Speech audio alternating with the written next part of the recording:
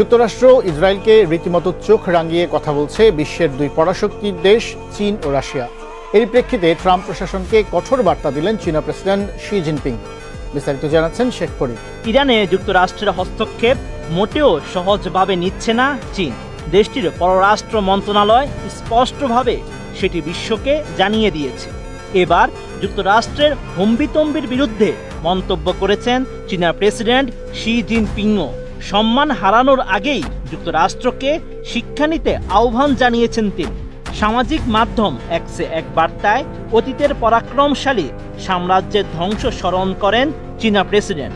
এ সময় যুক্তরাষ্ট্রকে সতর্ক করে তিনি লিখেন, বিশ্ব যুক্তরাষ্ট্রকে ছাড়াই এগিয়ে যেতে পারে। ইতিহাসের রেফারেন্স টেনে শি জিনপিং লিখেন, 100 বছর আগে ব্রিটিশ সাম্রাজ্য বিশ্ব বাণিজ্যে আধিপত্য বিস্তার করেছিল, বিশ্বের 20% বেশি সম্পদ নিয়ন্ত্রণ করেছিল। অনেকেই বিশ্বাস করতেন ব্রিটিশদের সূর্য কখনো অস্ত যাবে না,